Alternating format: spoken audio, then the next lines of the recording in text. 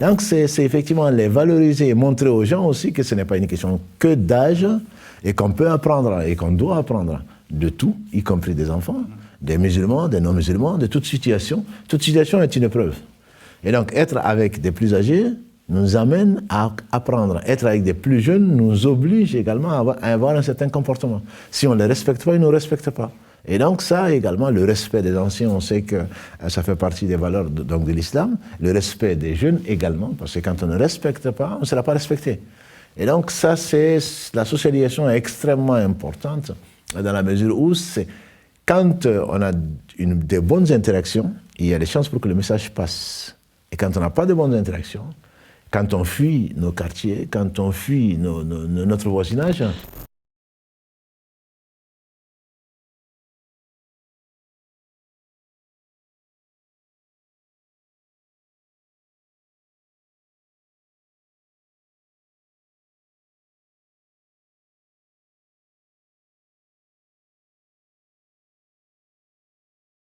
Bismillah, alhamdulillah, wa salatu wa salam ala rasulillah, ma ba'd, assalamu alaikum wa rahmatullahi wa barakatuh. Nous trouvons aujourd'hui un nouvel épisode consacré à l'éducation de nos enfants, l'éducation de nous-mêmes.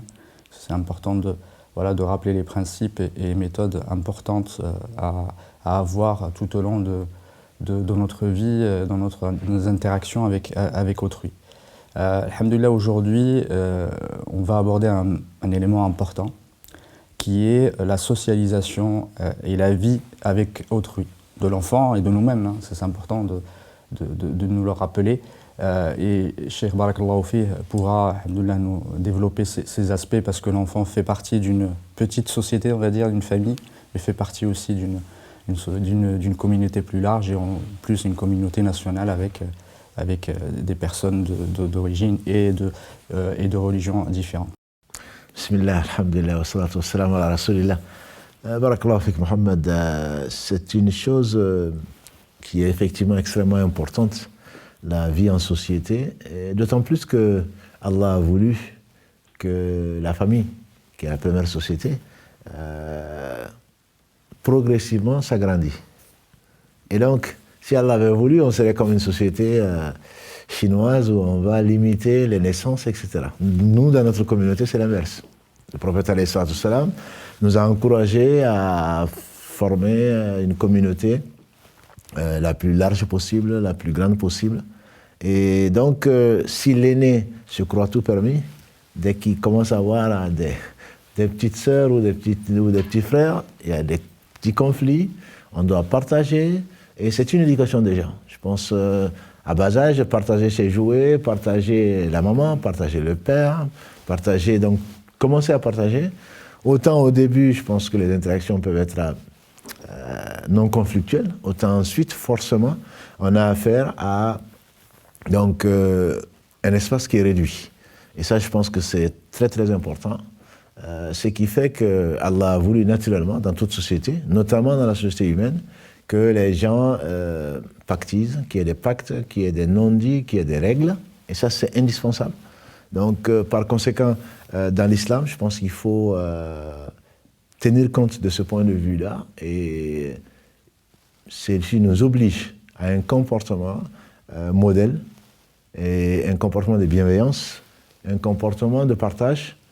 Et l'islam a mis au centre même de notre vie la fraternité, la fraternisation. Si on se rappelle d'ailleurs, le prophète alayhi salatu wassalam, quand les gens sous pression ont préféré Allah et sa religion et l'au-delà par rapport à ce bas monde, ils ont fui leurs parents pour aller à Médine.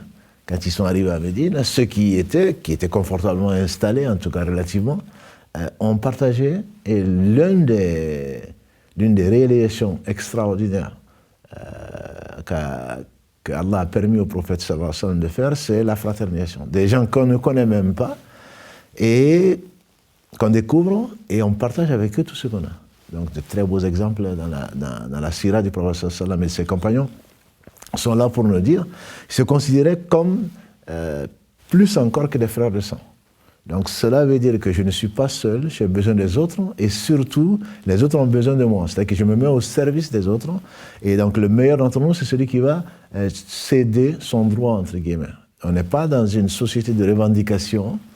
Et le prophète alayhi salatu wassalam nous l'a tellement éduqué dans ce sens-là que même dans un groupe humain, il y a toujours un responsable. Il faut lui obéir, même si ceci ne nous arrange pas, même si on est convaincu d'avoir raison. Et donc c'est celui qui va faire le plus de concessions et qui va être le meilleur d'entre nous. Celui qui va être au service des autres, qui va être le meilleur d'entre nous. Donc, certainement être juste, équitable entre les enfants dans la famille, vis-à-vis de leur maman, vis-à-vis de leur père, ce sont des bons exemples, mais en même temps leur donner, leur montrer que est-ce qu'on aurait aimé subir, est-ce qu'on n'aurait pas aimé partager, est-ce qu'on aurait aimé subir l'injustice, est-ce que c'est ci, cela. Donc je pense que chacun a son espace, mais il faut y coopérer, voilà, parce que montrer que la coopération, c'est dans la coopération qu'il y a un plus. Ce n'est pas une addition, il y a une symbiose, ce n'est pas une addition de 1 plus 1, et 1 plus 1 ne font pas 2. Donc leur montrer, tu vois, si ils n'étaient pas là, certainement on n'aurait pas pu faire ça. Et voilà, et toi, tu penses ne pas avoir apporté quelque chose, mais heureusement que tu es là, le valoriser, mais en même temps lui dire qu'il apporte quelque chose à la société. Ça, je pense que l'enfant soit valorisé, on en a déjà parlé, je pense qu'on ne le fait malheureusement pas assez, mais en plus de cela, que l'enfant se situe dans un espace qui partage, qui respecte les autres. Il a un point de vue, il a un timing, quand lui se réveille, il pense que tout le monde doit se réveiller. Voilà. Donc lui enseigner qu'il y a son jeune frère ou sa jeune sœur qui est en train de dormir, ou qui est en train de faire ceci, ou qui ne peut pas faire ce qui doit patienter, etc. Et ça, donc déjà, je pense au niveau de la famille, c'est très, très important, à bas âge, surtout quand on voit que ses parents donnent l'exemple.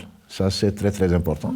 Et ensuite, parce que, bon, si on est dans un village et on a des voisins à quelques kilomètres, peut-être, mais si on est en HLM ou on est dans des quartiers, et c'est très, très important d'insister sur le voisinage, le droit de chacun, et notamment de rappeler que le prophète alayhi salatu wassalam nous a particulièrement recommandé, sur inspiration divine, le voisin et ses droits.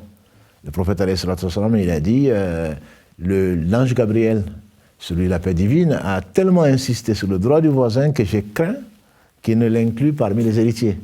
Et donc, ça veut dire quoi? Ça veut dire que le voisin est si important dans l'islam, je ne suis pas seul et je me dois de respecter mon entourage, qu'il soit humain ou pas, mais mon entourage, et que je vis en communauté. D'ailleurs, il a dit, qu'Allah le bénisse, il n'est pas croyant, il n'est pas croyant, il n'est pas croyant. On dit, mais qui donc?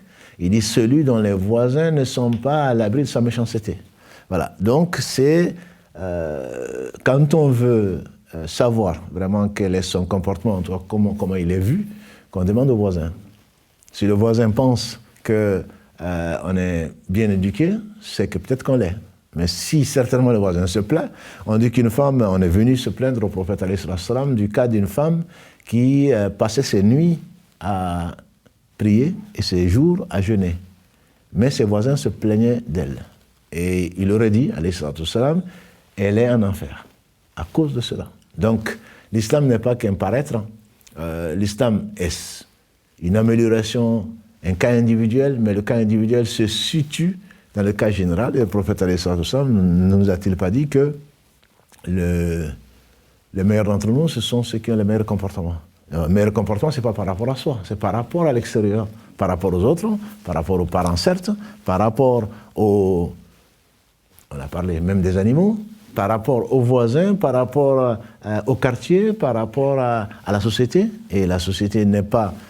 Quand on prend la Fatiha, comme certains savants le montrent, on loue Dieu, il est le seul digne de louange, et ensuite, on va demander à Allah pour soi et pour les autres, naturellement. On va dire, Ihdina siratal mustaqim. Pourtant, si je pense à moi-même, guide-moi sur le droit chemin. Non, c'est pas ce qu'on dit. Guide-nous dans le droit chemin.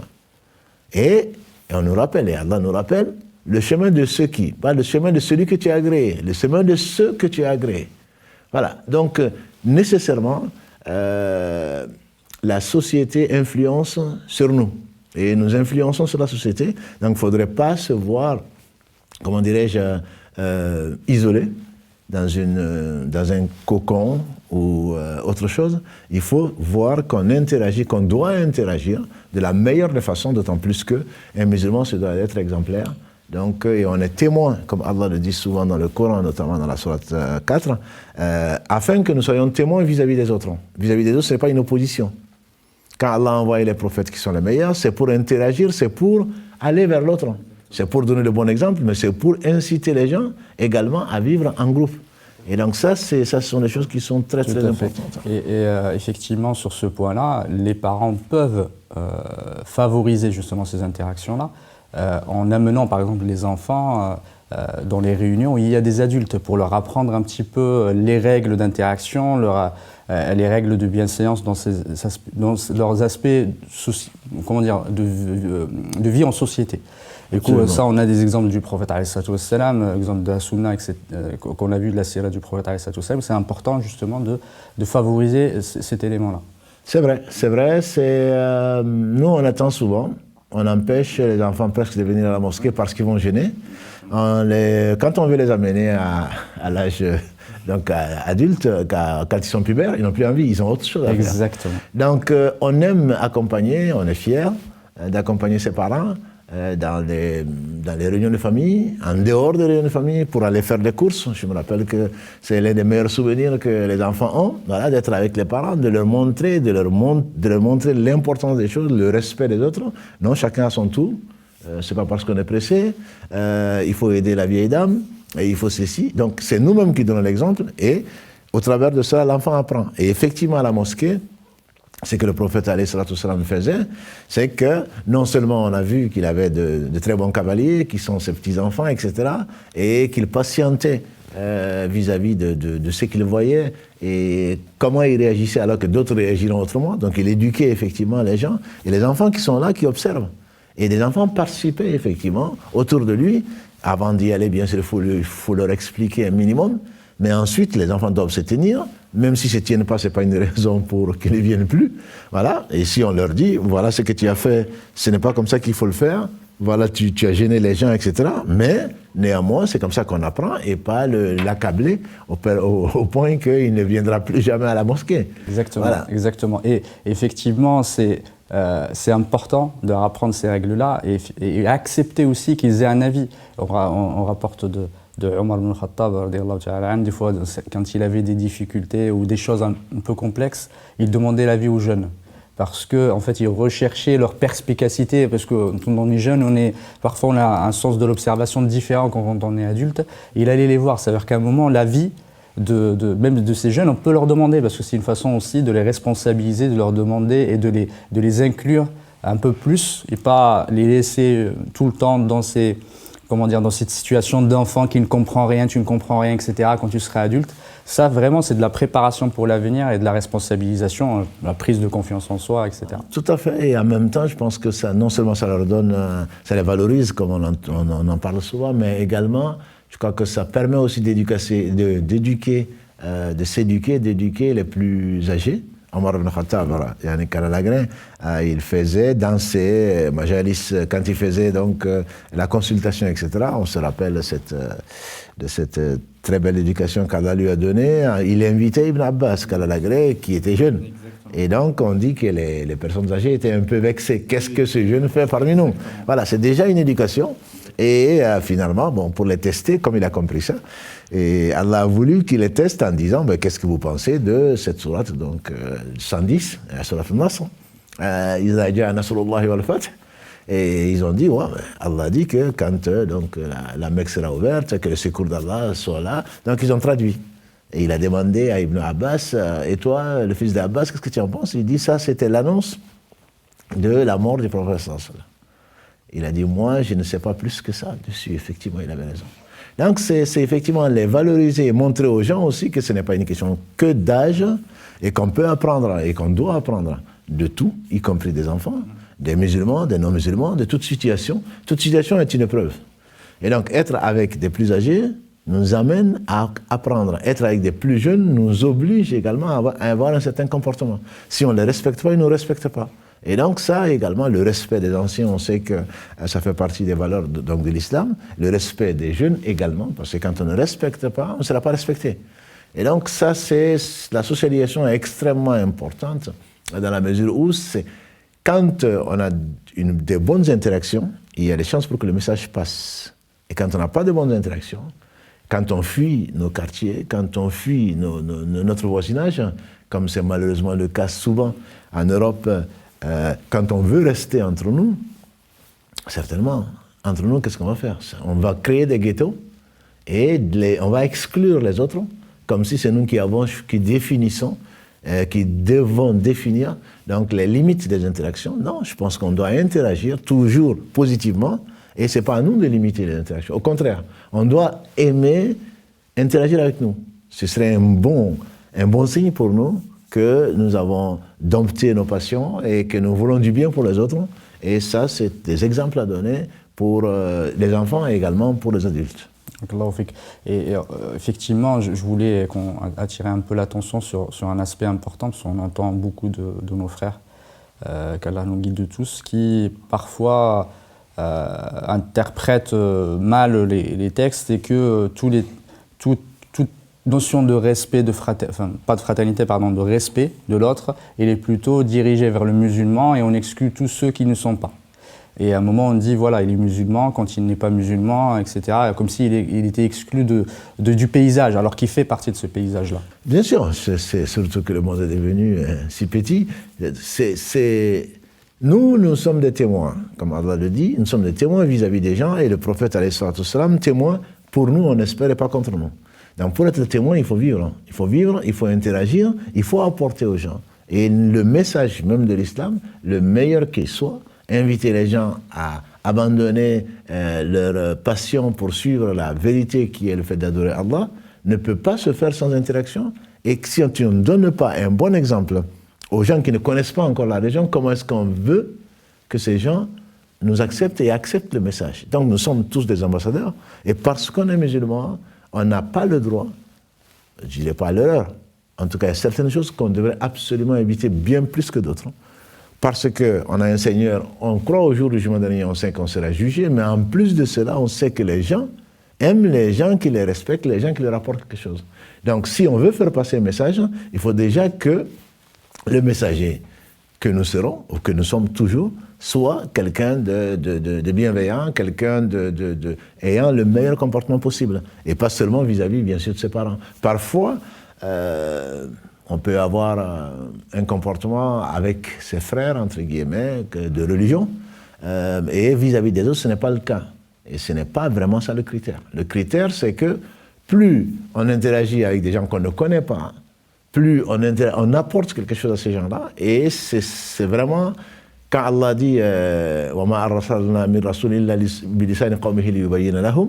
Donc tout messager a été envoyé qu'à son peuple, hormis le prophète Mohammed sallallahu alayhi wa sallam. Pourquoi? Parce qu'ils le connaissent, parce qu'il a un bon comportement, parce qu'il a un comportement noble, parce que tout ceci c'est une sagesse, et Allah est le sage par excellence, qui veut qu'on ne fait confiance qu'aux gens qu'on connaît, qu'on reçoit bien plus facilement des gens que l'on connaît, qui ont fait leurs preuves, etc. Donc si nous, on rejette les gens, on ne va pas vers les gens, comment est-ce qu'on veut faire parvenir un message? Et pourquoi donc on se comporte de cette façon-là? Barakallahu fik. Et sur un des aspects justement d'interaction avec les autres qui sont plutôt destinés à l'enfant, mais pas forcément à l'enfant, je pense qu'à toute personne, je vais introduire une question d'un des élèves de l'IPA. Salam alaikum. Je souhaiterais vous poser une question. Mes parents ont-ils le droit de choisir mes amis? Mes parents veulent choisir mes copains, mes amis, etc. Ils ne veulent pas que je fréquente n'importe qui. Est-ce qu'ils ont le droit de choisir mes amis? C'est à moi normalement de les choisir. Oui, effectivement, on est en France, on fait ce qu'on veut, voilà, c'est ce qu'on nous éduque, on est en Belgique, on est en Europe, la liberté d'expression, la liberté de fréquentation, les droits des enfants, etc. C'est vrai, c'est absolument, on a des droits, mais ils doivent nous consulter et ils doivent nous inciter, nous expliquer pourquoi je choisis ces amis-là.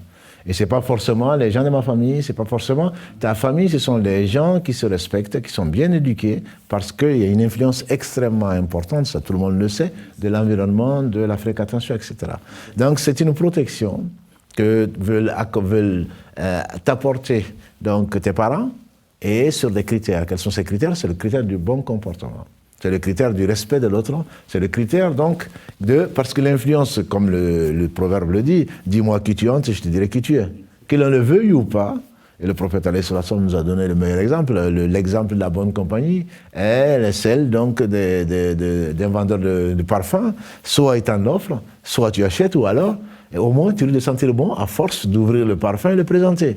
Quant à la mauvaise compagnie, il a comparé à celle du forgeron. On n'a rien contre le forgeron, mais la pratique veut que le forgeron et la forge, c'est pas le meilleur endroit. C'est pas à cause de la chaleur du feu, mais c'est parce que, comme il dit, soit une étincelle saute et brûle ton habit, donc nécessairement on voit les gens, ah celui-là il est toujours avec les fumeurs, celui-là il est toujours avec les voleurs, celui-là il est toujours avec, donc finalement on te catalogue et on te met dans ce groupe-là, et que tu le veuilles ou pas, on te tente, mais t'es pas un homme, fume, essaye, démontre-nous que, voilà, etc. Donc finalement on te lance des défis, tu les vois le faire et ça te banalise le mal, et finalement on tombe dedans. Et donc, soit une étincelle saute et brûle ton habit, soit au moins tu le sentir mauvais. Et donc là, tes parents qui sont plus âgés que toi, qui ont plus de maturité et d'expérience, se doivent de te protéger, et ça ne c'est pas te l'imposer, c'est pas une imposition. Par contre, tu dois effectivement, tu peux leur poser des questions. Pourquoi pas fréquenter un tel? Pourquoi fréquenter que cela, etc. Qu'est-ce qu'ils ont de mieux? Et là, ils vont te l'expliquer. Ils peuvent se tromper, bien sûr. Donc c'est dans la discussion, c'est dans le partage, c'est dans le dialogue qu'on peut arriver à la meilleure solution. De toute façon, tu fréquenteras qui tu veux. Les parents ne sont pas toujours là, mais s'ils t'expliquent les raisons pour lesquelles ils ont choisi, ils te conseillent, ils ne t'ordonnent pas, ils te conseillent de fréquenter telle ou telle personne, alors là tu comprendras certainement le bien fondé de ces conseils-là. Barakallahu fik, jazakallahu khairan. On a de la ressenti, j'espère, l'importance en fait de l'enfant comme membre de la société, un membre sain, un membre actif, un membre dynamique, positif. Et j'espère, Inch'Allah, que ces conseils-là nous serviront à tous, à la fois pour nous éduquer nous-mêmes et éduquer nos enfants. En tout cas, barakallahu fikum wa jazakumullah khairan wa assalamu alaikum wa rahmatullahi wa barakatuh.